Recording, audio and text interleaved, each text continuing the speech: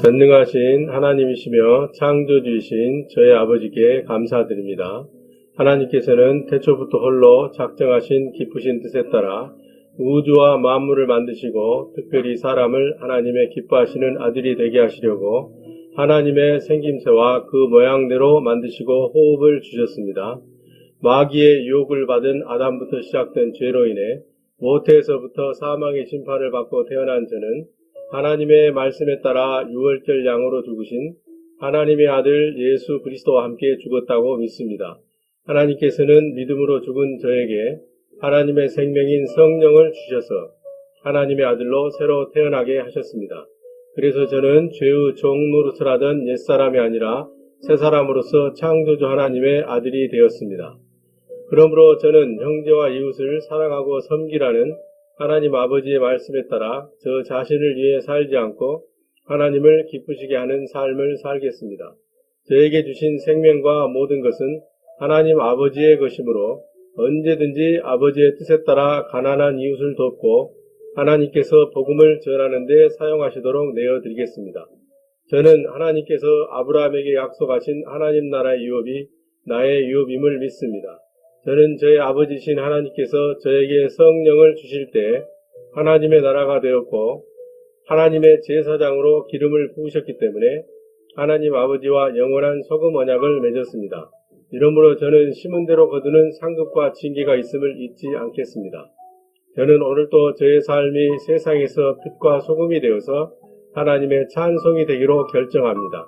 아버지, 저를 하나님의 일에 사용하여 주시옵소서. 아버지, 제가 아버지께 가장 훌륭하게 사용되어지도록 100배의 결실을 내는 좋은 땅으로 항상 아버지 앞에 깨어 있겠습니다. 그러므로 아버지, 저에게 말씀하여 주시옵소서. 아버지, 제가 기쁜 마음으로 즉시 온전하게 순종하겠습니다. 아버지, 저는 오늘 하루도 아버지를 위하여 작은 일에도 충성하고 남의 것에도 충성하고 아버지를 위한 재물에도 충성하여 열심히 살겠습니다. 아멘. 요한계시록 1장 1절부터 8절까지 오늘 강의하겠습니다. 통째로 먹는 창계록 말씀 순서로는 7번째인데 요한계시록은 실제로 이제 오늘 처음 들어가는 겁니다. 그래서 요한계시록 1장 1절부터 8절에는 모든 말씀의 핵심이 들어있습니다. 그것에 대해서 같이 말씀을 나누고 공부해 보도록 하겠습니다. 창조주신 하나님 아버지, 오늘 여기에 준비된 마음으로 드리는 11조와 감사함을, 그리고 지난 한 주 동안에 흘려보내고 심은 씨앗들이 있습니다. 엘샤다의 신실하심을 따라 언약하신 상을 내려 주시옵소서. 그리하여 더욱 넉넉하고 풍성하게 이 세상에서 아버지의 영광을 증명해 보이게 하옵소서. 아버지 또한 말씀을 전하고 들을 때 명철과 총명을 더해 주셔서 아버지의 마음을 깊이 알게 하시고 아는 것과 믿는 것이 하나가 되어 아버지와 온전히 연합되게 하옵소서. 아멘. 또한 아버지, 오미크론 바이러스로 말미암아 신종 코로나 바이러스 감염된 확진자가 늘어나고 있습니다. 소망의 항구에 살아가는 모든 가족들과 우리와 관계 맺고 살아가는 모든 사람들을 하나님의 은혜와 보호막으로 보호하여 주시옵소서. 그리하여 감기, 바이러스, 코로나 때문에 일터에서 일하는 데 지장이 없게 하여 주시옵시고, 하나님께서 우리를 쓰시고자 할 때 순종하지 못하는 일이 발생하지 못하도록 아버지께서 잘 막아 보호하여 주시옵소서. 감사하고 축복하며 기도드립니다. 아멘. 요한계시록 1장 1절부터 2절의 말씀을 보면 이것은 예수 그리스도스가 가르쳤던 주 하나님의 말씀들이다. 이것은 주 하나님께서 예수 그리스도스에게 전파라고 알려주신 것이며 주 하나님께서 간절하게 바로 이루시기를 원하시는 것으로서 여러 주 하나님의 종들에게도 알게 하신 것인데 자기의 종인 나 요한네스에게도 자기의 천사를 보내 알리신 것들이다. 그래서 나 요한네스는 나 자신이 이미 알고 있는 주 하나님의 말씀, 곧 예수 그리스도스께서 가르쳐 주셨던 것들을 거짓이 없이 모두 여기에 증언하였다, 기록하였다, 편지에 썼다, 이렇게 얘기하고 있습니다. 이게 바른 해석입니다. 이것이 곧 바른 번역입니다. 그래서 예수 그리스도께서 제자들에게, 요한에게 가르쳤던 내용들이에요. 그리고 이것은 창조주 하나님께서 이루기를 간절하게 바라시는 것들이고 창조주께서 여러 선지자에게 알려주신 것들이에요. 그것들을 천사를 보내서 나에게도 다시 깨우쳐 주신 거예요. 이것은 마태복음 4장 17절에 보면 또 누가복음 17장 21절에 보면 사람 속에 이루어지는, 사람 속에 세워지는 하나님의 나라, 천국에 대한 얘기거든요.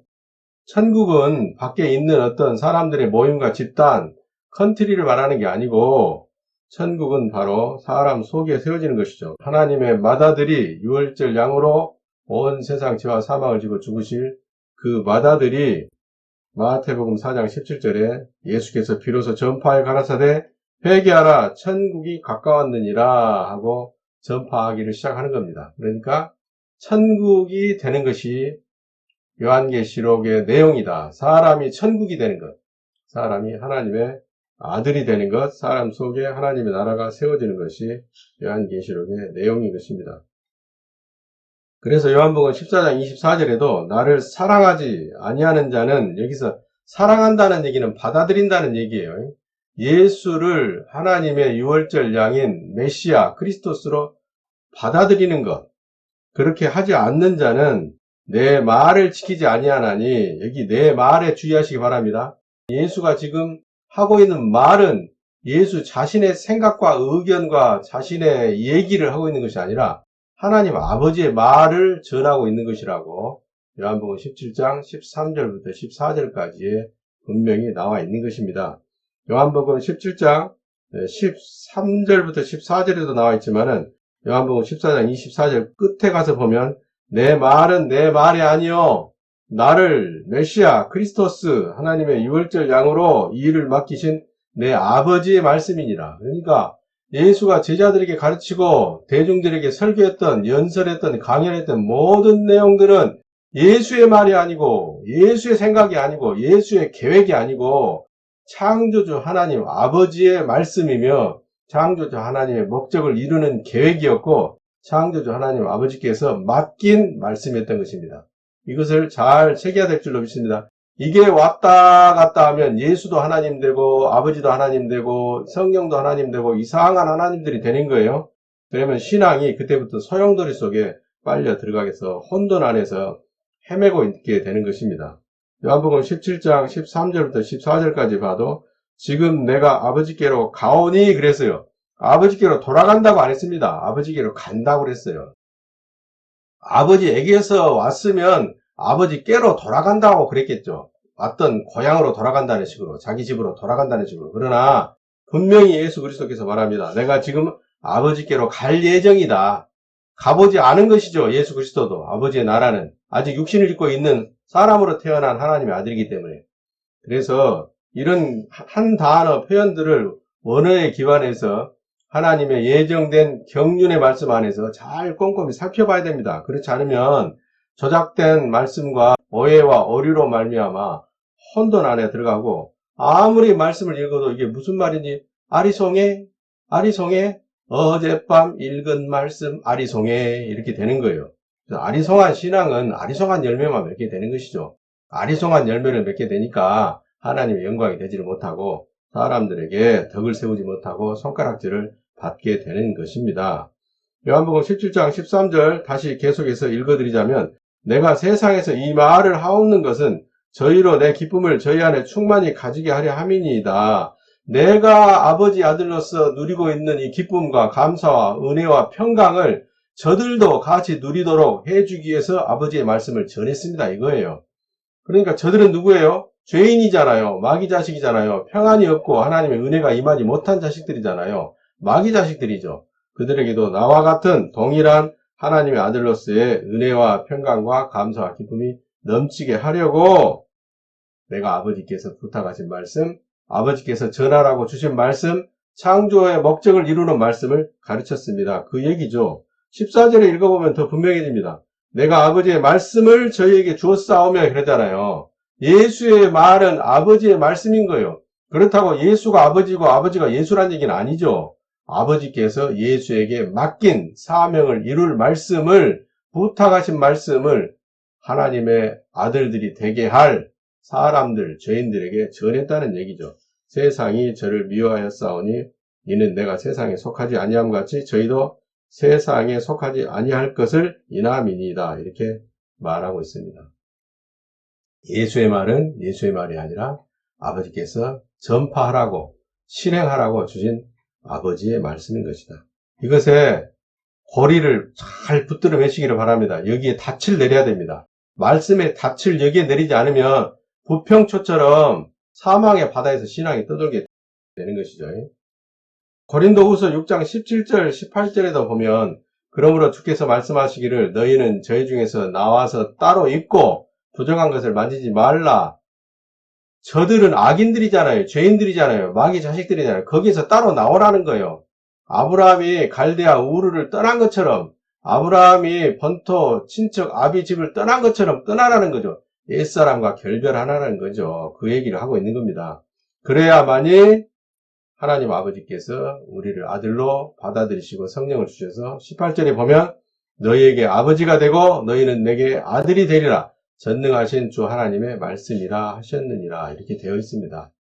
여기에 근본적으로 뒷받침되는 말씀이 출애굽기 4장 22절의 말씀이죠. 너는 바로에게 이르기를 여호와의 말씀에 이스라엘은 내 아들 내 장자라. 사람인 이스라엘은 하나님의 귀한 자식이 되는 그 경륜이 있는 거예요. 그 목적이 있는 거예요. 그런데 사실은 계획만 있었고 경륜만 있었고 목적만 있었지 구약에는 어느 누구도 주 하나님 아버지 창조주께서 성령을 주실 수가 없었으므로 하나님의 아들 된 자는 한 사람도 나올 수가 없었던 것이죠. 앞으로 일어날 일에 대한 예표와 앞으로 일어날 일에 대한 상징과 비유를 보여주고 있는 것이 구약의 얘기들인 것이죠. 이사야서 43장 6절에도 내가 북방에게 이르기를 놓으라 남방에게 이르기를 구유하지 말라 내 아들들을 원방에서 이끌며 내 딸들을 땅끝에서 오게 하라. 여기서 말하는 땅끝은 저 지구 끝터리가 아니라 지구는 둥근데 어디 땅끝이 있겠어요?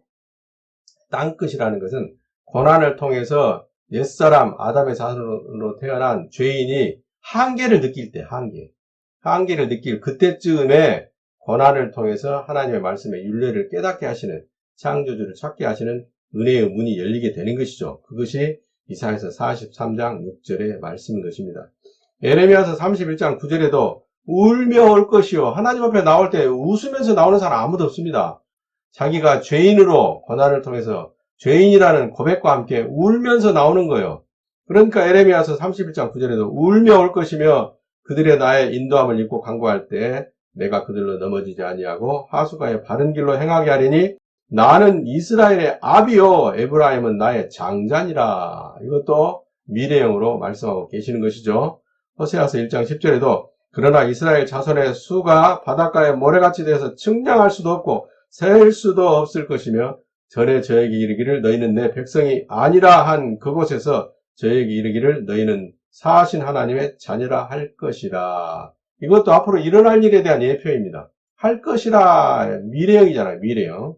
그래서 고난을 통해서 죄인이 죄 때문에 오는 이 엄청난 사망의 심판에 이 사망의 바다, 이 유라굴로 광풍에서 벗어나고자 하나님을 찾게 될 때 하나님께서 그 정하신 경륜의 말씀, 하나님의 목적을 이루어가는 그 말씀대로 예수 그리스도와 함께 십자가에 못 박아 죽은 맏아들 유월절 양과 함께 죽으라고 하신 그 말씀대로 믿을 때 심판받은 사망의 선고를 받은 사형판결을 받은 옛사람이 청산되어져 버리는 것이고 그때 옛것이 무너지고 새것이 세워지는데 그 사람 속에 하나님의 생명의 성령을 주셔서 하나님의 나라가 세워질 때 의인으로 새로 태어난 것입니다. 이것이 바로 하나님의 경륜의 말씀을 이루는 하나님의 말씀인 것이죠.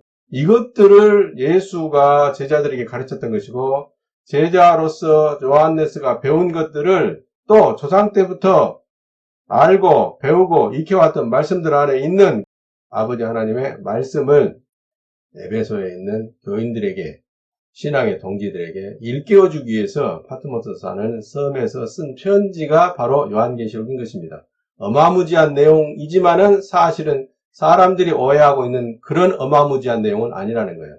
요한계시록 21장 7절에 이기는 자는 이것들을 유업으로 얻으리라. 나는 저의 하나님이 되고 그는 내 아들이 되리라 했는데 여기에서 이기는 자라는 것은 사람과의 싸움에서 이기는 자 이런 걸 말하는 게 아니에요. 교리 다툼에서 이기는 자 이런 걸 말하는 게 아닙니다. 사망의 왕노릇하던 죄로부터 이긴 자, 사망의 왕노릇하는 세상 임금으로부터 풀려나는 자, 어떤 방법으로 풀려납니까? 옛사람 죄인이 예수 그리스도와 함께 죽었다는 믿음으로 풀려나는 것입니다. 그러면 그때부터 하나님께서 주시는 하나님 나라로서의 유업을 얻게 되는 것이죠. 이 유업은 갈라디아서 3장 7절부터 9절까지 제가 늘 강조해서 말씀드리지만은 아브라함에게 약속한 샷다의 상급을 말하는 것입니다. 나는 저의 하나님이 되고 그는 내 아들이 되리라. 이것이 곧 예수 그리스도께서 가르쳤던 내용들이고 창조주께서 이루기를 간절하게 바라시는 것들이며 창조주께서 선지자에게 알려주신 것들이며 요한네스에게도 천사를 보내 알려주신 내용이에요. 엄청난 내용이죠. 죄인이 의인이 되고 옛사람이 죽어버리고 새 사람으로 태어나는 사건이니 얼마나 경천동지할 큰 사건입니까? 이것이 곧 여호와의 큰 사건이고 여호와의 큰 날이라는 거예요. 이것에 대해서 말씀하고 있는 것들입니다. 일단은 여기에 요한계시록의 내용을 한정을 두고 다른 황당무계한 애니메이션 같은 내용들이 아니라는 것을 말씀 속에서 잘 새겨 넣으시기를 축원을 드리는 바입니다. 요한계시록 1장 3절은 이렇게 되어 있습니다. 이 주 하나님의 말씀을 읽는 자와 듣는 자들 그리고 자기의 마음에 새겨진 주 하나님의 말씀을 지키는 자들은 복이 있는 자들이다. 왜냐하면 언제나 말씀을 듣고 읽고 지킬 수가 있기 때문이다. 요한계시록 1장 3절은 이거예요. 주 하나님의 말씀을 읽는 자, 듣는 자, 그리고 자기의 마음에 새겨진 자, 그리고 그 새겨진 말씀대로 사는 자, 하나님의 말씀을 대하는 태도와 자세와 단계가 4단계가 있다는 거예요. 말씀을 읽는 자, 호기심으로 읽는 자, 지식적으로 읽는 자, 듣는 자, 들어보는 자, 관심을 갖는 자, 신앙의 초보 단계를 말하는 거죠. 그리고 그 말씀을 마음에 새겨요, 새겨. 아, 진리가 맞네. 이 말씀대로 살아야 되겠구만. 말씀을 마음에 새겨요. 그리고 이제 4번째 단계가 뭐냐면 피조물로서의 온당한 하나님의 아들로서의 온당한 삶을 살아내기로 결단하고 말씀을 지키는 자.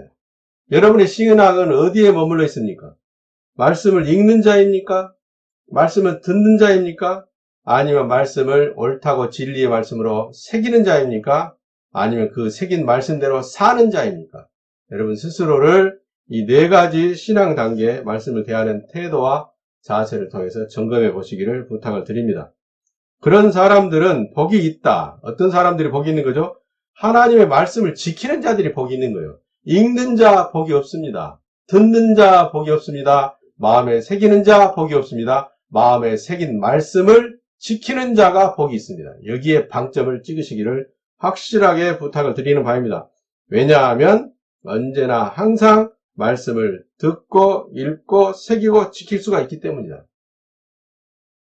요한계시록 1장 3절의 내용은 이 내용을 말하는 거예요. 죽기 전에 더 젊었을 때 말씀을 읽고 듣고 마음에 새기고 지키는 자가 복을 더 많이 받는다. 심은 대로 거둔다. 아브라함의 복을 받는다. 그걸 말하는 거예요. 그래서 예수 그리스도께서도 요한복음 14장 12절에 내가 진실로 진실로 너에게 이르노니 나를 믿는 자는 나의 하는 일, 예수 그리스도께서 하는 일이 뭐예요? 천국 복음을 전파하는 거죠. 죄인들에게 의인이 되라고 하나님의 복음을 전하는 거죠. 하나님의 말씀을 전하는 거잖아요. 아버지의 말씀을 전하는 것이죠. 그것을 할 것이요. 또한 이보다 큰 것도 아니니 말씀을 전하고 말씀을 가르치는 것보다 더 큰 일은 말씀을 지키면서 살아가는 거예요. 하나님께서 가난한 자를 돌보고 과부나 고아와 객들을 사랑과 은혜로 나누고 섬기라고 한 그 말씀을 지키는 거예요. 예수가 하는 일, 복음을 전하는 거, 예수가 하는 일, 하나님의 말씀을 가르치는 거 중요합니다. 그런데 그리스도께서 뭐라고 말하냐면 이보다 더 큰 것도 하리니 말씀을 지키는 거예요. 말씀을 사는 거예요. 다른 사람의 구원하는 말씀, 다른 사람에게 가르치는 말씀을 자기가 살지 않는다면 그런 사람이야말로 거짓 선생입니다. 여기에 굉장히 큰 부담감을 느끼셔야 돼요. 말씀대로 사는 자가 사실은 말씀을 가르칠 수가 있고 복음을 전파할 수가 있는 거예요. 그 입의 말이 다르고 그 삶의 행동이 다르면 사람들이 그 사람에게 말씀의 권위를 부여하지 않습니다. 지도자가 되시고자 하시는 분들은 이 말씀을 잘 새겨야 될 줄로 믿습니다. 고린도후서 5장 18절부터 21절까지는 무슨 말씀이냐면 화목하게 된 하나님의 아들에게 원수를 하나님 아버지와 화목하게 하는 직책을 맡긴 거예요. 먼저 내가 하나님과 화목하게 되었으니 원수였던 마귀 자식이었던 내가 예수 그리스도와 함께 죽었다는 믿음을 가짐으로 성령을 받아 하나님의 자녀가 되고 하나님의 아들이 되고 하나님의 제사장의 직분을 받게 되었으니 지금 현재 우리 아버지와 원수가 되어 있는 마귀 자식인 죄인들에게 고난에 있는 자들에게 복음을 전하고 나누고 흘려보내고 심어서 하나님과 화목하게 할 수 있도록 그들도 나와 똑같이 죄인이라고 고백하고 예수 그리스도와 함께 죽었다는 말씀대로 믿음의 고백을 할 수 있도록 안내하는 길라잡이가 되어서 하나님의 화목하게 하는 직책을 맡은 자의 사명을 감당해야만 된다라고 고린도후서 5장 18절부터 21절까지 얘기하고 있는 것입니다. 이사야서 61장 6절부터 7절까지 몇 번을 말씀을 드립니다마는 수도 없이 나온 말씀입니다마는 여호와의 제사장이요 하나님의 봉사자라고 사람들이 알아차릴 만큼 내 삶을 하나님의 아들의 삶으로 하나님의 것으로 살아내는 거예요. 내게 주신 모든 것은 아버지의 것이오니 아버지께서 복음을 전하는데 아버지께서 가난한 자를 구제하시는데 사용하도록 내어드리겠습니다. 아멘. 신앙 고백대로 읽으시고 새기시고 지키고 살아내실 때 아브라함의 복이, 이삭의 복이, 야곱의 복이, 에브라임의 복이 여러분에게 차고 넘칠 줄로 확실히 선언하는 바입니다.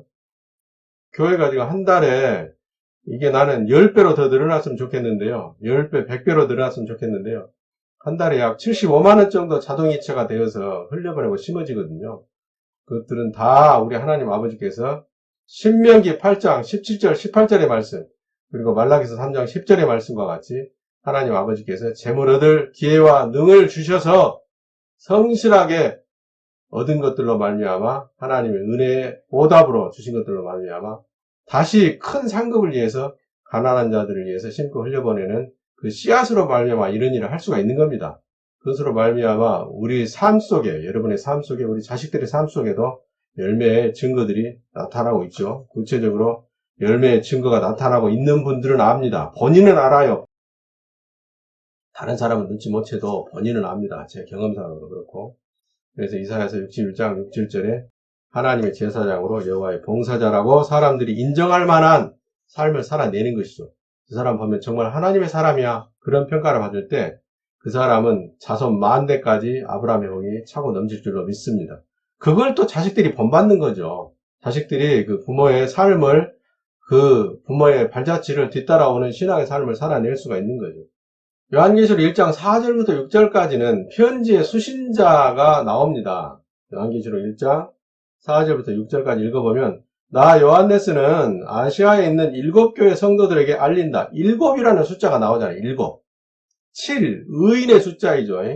완전수이기도 하고 창세 전부터 이제까지 보좌에 계시고 장차 우리가 만나게 될 주 하나님께서 모든 사람이 죄인으로 태어나 죽어 있었던 그때 주 하나님의 맏아들로 태어나 자기의 충성된 죽음으로 말미암아 세상 임금의 사망 권세를 맨 처음 깨뜨린 예수 그리스도를 통해 베푸신 구원의 은혜와 평강을 계속 유지하라고 권하신다.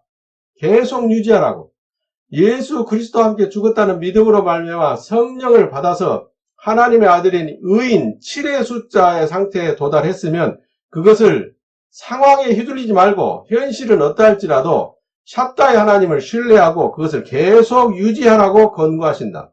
주 하나님 아버지께서는 죄인이었던 우리를 사랑하셔서 그의 아들 예수 그리스도의 피로 우리를 죄와 사망에서 해방하시고 주 하나님 자신을 위해 우리를 주 하나님의 소유된 나라와 주 하나님께 속한 제사장이 되게 하셨으니 누구를 위해?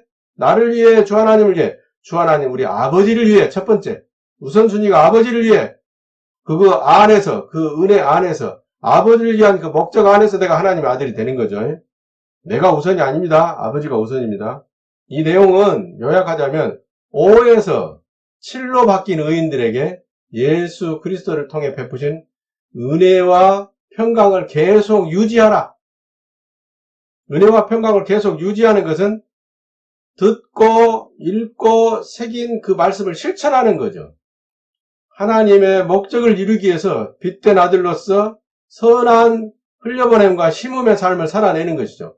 그것이 구원의 은혜와 평강을 계속 유지하는 거예요. 기뻐하라고 하니까 기뻐합시다. 은혜로우신 하나님께 감사합시다. 평안합시다. 그걸 말로만 그렇게 하는 게 아니에요. 하나님의 말씀대로 우리 아버지의 선하심을 드러내 보이는 우리 하나님 아버지께서 영광을 받으시도록 하는 그 삶을 계속 살아내는 거예요. 살아낸다는 얘기는 죄를 안 짓는 것은 기본이고 거기에 대해서 적극적으로 가난한 자들에게 시선을 돌리고 우리 아버지께서 바라보고 계시는 낮은 땅으로 심고 흘려보내는 씨앗 심기를 계속하는 거예요. 그것이 5에서 7로 바뀐 의인들에게 부탁하시는 말씀인 것입니다. 이제 다음에 요한계시록 1장 7절부터 8절 말씀 보도록 하겠습니다. 요한계시록 1장 7절 8절의 말씀은 이렇습니다. 예수 그리스도스가 전해준 주 하나님의 말씀대로 믿은 모든 자는 자기가 성령 받은 것을 분명히 알게 될 것이다. 그러면 그 속에서 왕 노릇을 했던 죄들이 슬피 울며 이를 갈고 쫓겨날 것이다. 아멘. 천사가 나 요한네스에게 말하였다. 주 하나님께서 말씀하시기를 나는 알파와 오메가이다. 지금도 있고 전에도 있었고 믿는 자에게는 생명을 주는 전능한 하나님이라고 말씀하셨다. 여기 전능한 하나님, 능력의 하나님, 이게 뭐하고 관련된다고 그랬어요?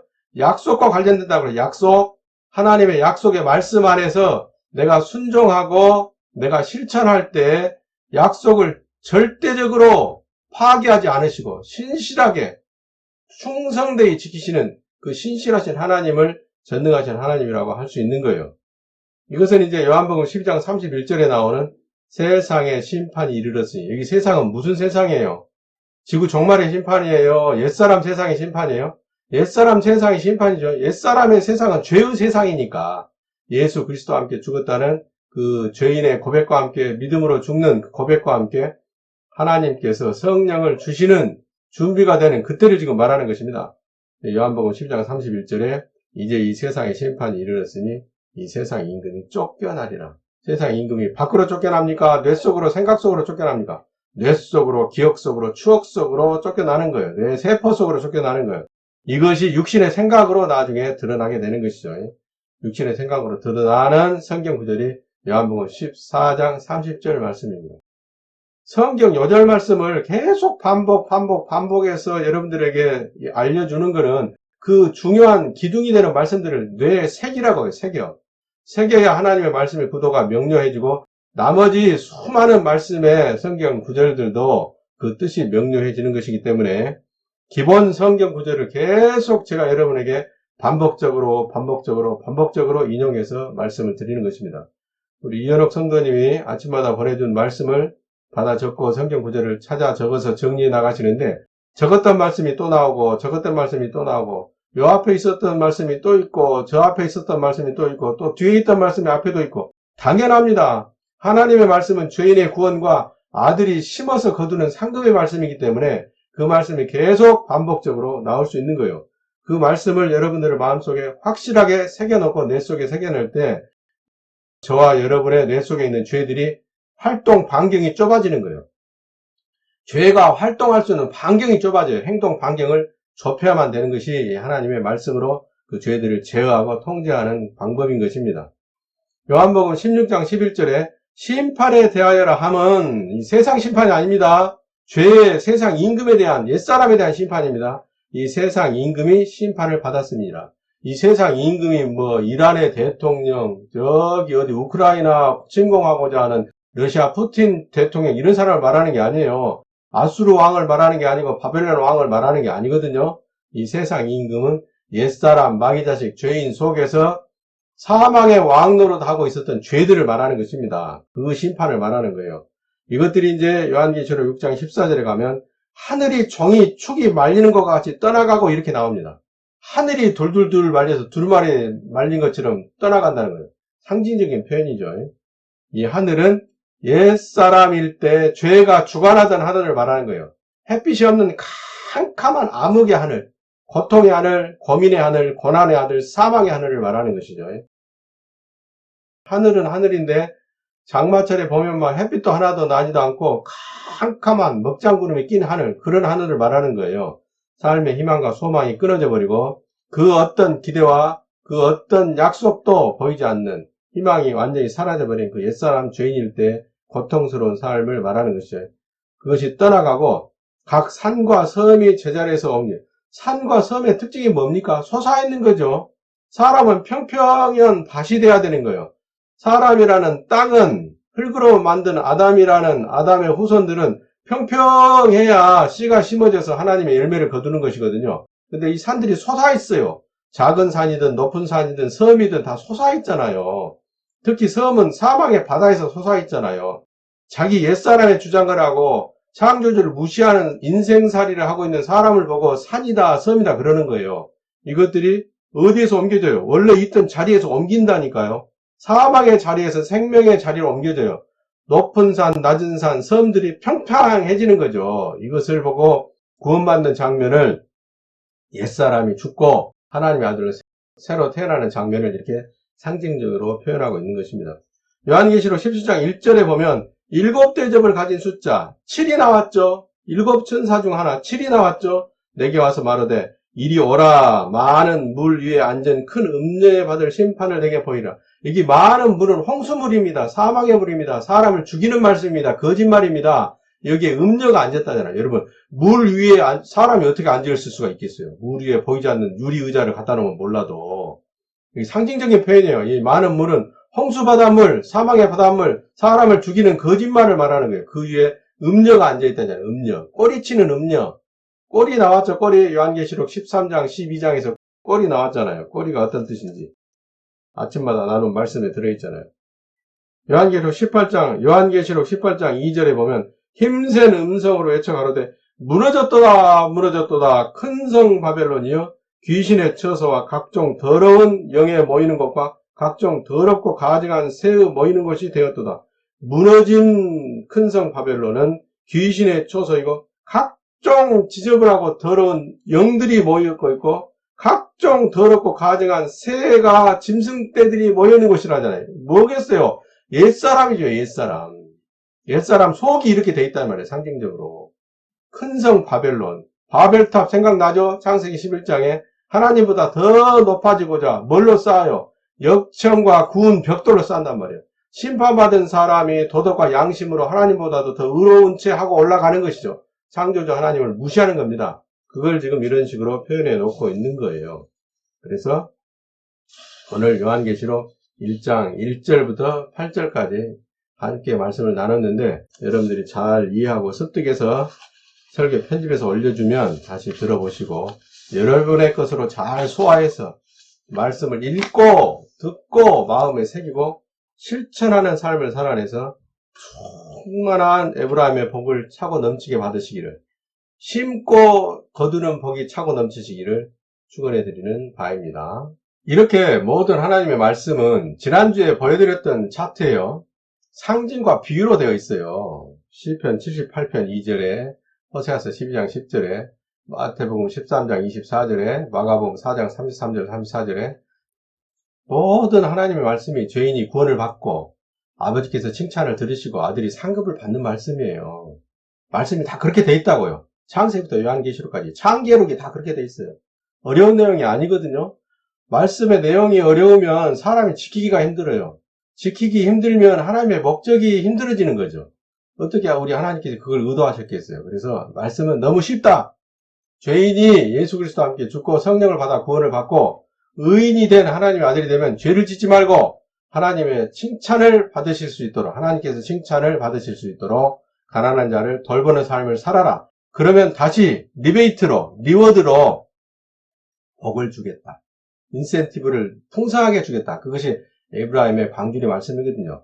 그런데 어느 정도만 하고 말고 어느 정도까지만 한계에 부딪히고 여러분 아마추어와 프로의 차이가 뭔 줄 아세요? 아마추어는 할 수 있는 만큼만 해요. 아마추어는 한계가 오면 그만두죠. 아마추어는 그러니까 아마추어는 개런티가 없어요. 그냥 칭찬만 해주게 하죠. 아, 도전하는 거 아름답습니다. 마라톤 대회 같은 데 보면 끝까지 완주하면, 꼴등이라도 완주를 하면 기념메달은 주잖아요. 그러나 1, 2, 3등을 놔야 금메달, 은메달, 동메달, 상급을 주고 그 다음에 연금도 주고 그러는 것이거든요. 프로는 한계가 왔을 때부터 뛰는 거예요. 아마추어가 한계가 왔을 때 멈추면 그때부터 프로는 뛰는 거예요. 여러분, 이것을 신앙에다가 복받는 말씀에다 잘 적용을 해보시라고. 여러분의 상황과 여러분의 현실에 안주하고 있는 신앙은 아닌지, 아니면 그것을 돌파해서 뒤로 넘어지는 신앙으로, 하나님 믿고 한번 뒤로 넘어져 보지 하는 신앙으로 하나님의 말씀대로 심고 흘려보내는 실천하는 신앙을 살고 있는지, 그 열매가 분명히 나타나거든요. 하나님으로부터 오는 빛은, 심은 것으로 말미암아 오는 빛은 자손 만대 대대로 주실 거거든요. 그래서 이 상징과 비유로 우리 하나님께서 말씀하신다. 이거 다 찾아보고 아시는 말씀들이죠. 이 말씀들을 오해 없이, 곡해 없이 잘 전할 수 있는 준비를 갖추시기를 부탁을 드리는 바입니다.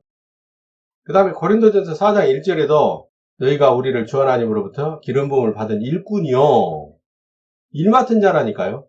주 하나님의 비밀을 맡아 전하는 자로 아는 것이 마땅하다. 전하는 자가 되기 위해서는 비밀의 계시를 실천하고 사는 것이 중요하다.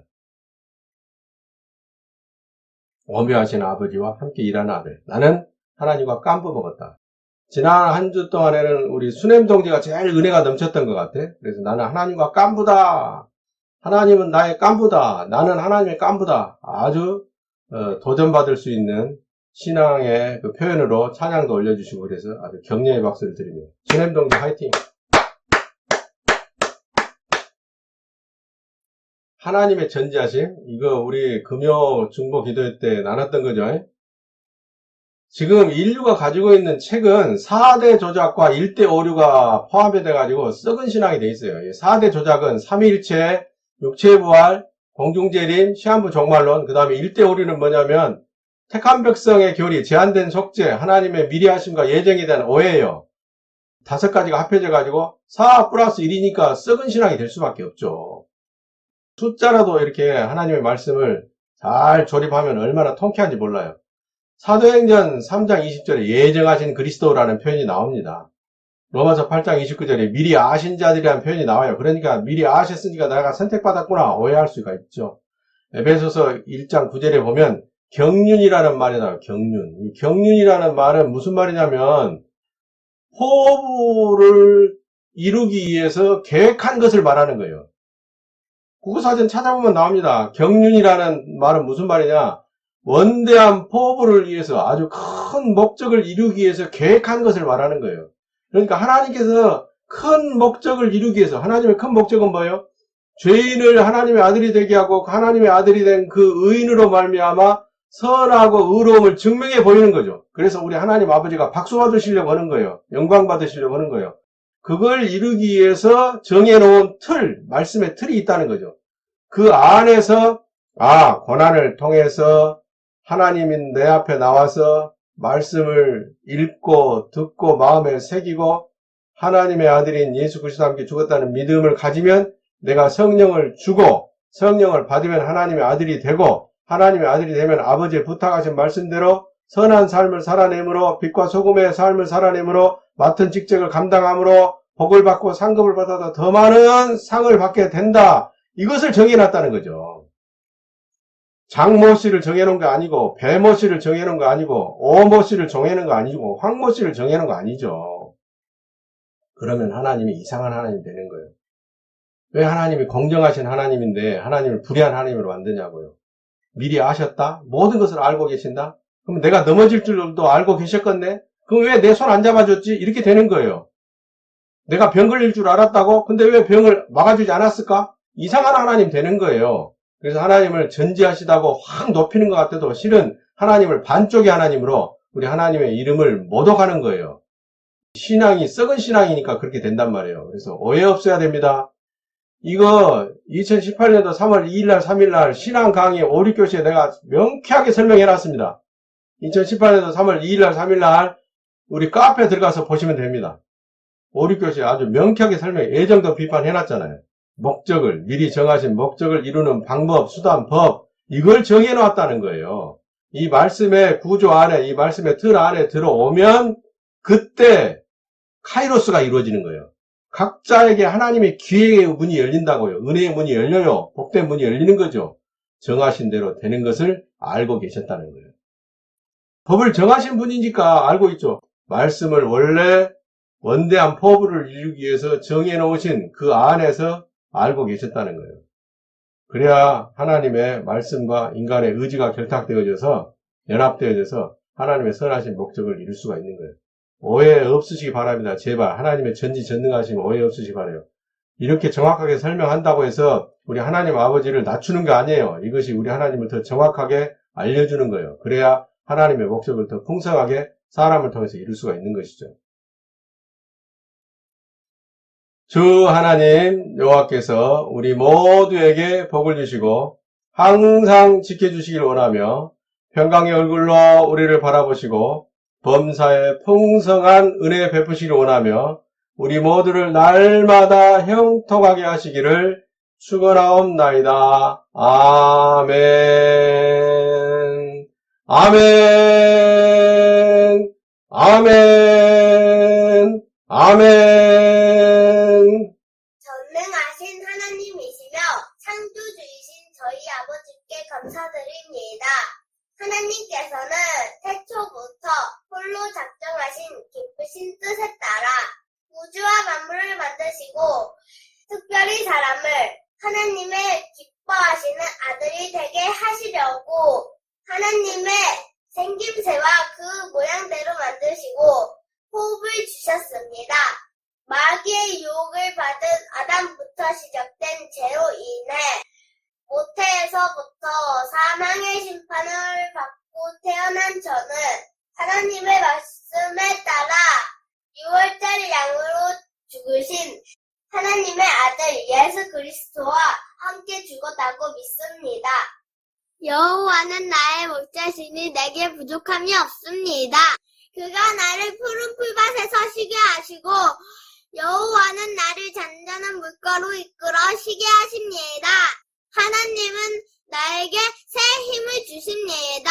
하나님의 이름을 위하여 하나님은 나를 의로운 길로 인도하십니다. 내가 음산한 죽음의 골짜기를 지나가게 된다 하더라도 나는 겁나지 않습니다.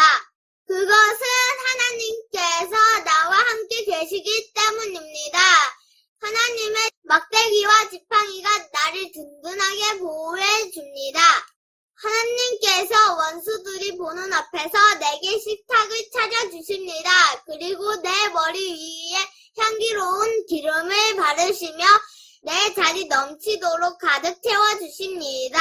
여호와의 선하심과 사랑하심이 내가 죽는 날까지 나와 함께 할 것입니다.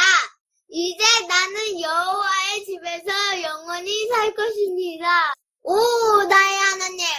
내가 하나님을 굳게 믿습니다. 내가 부끄러움을 당하지 않게 하시고 원수들이 내게 으스대지 못하게 해주세요. 아멘. 잘했습니다.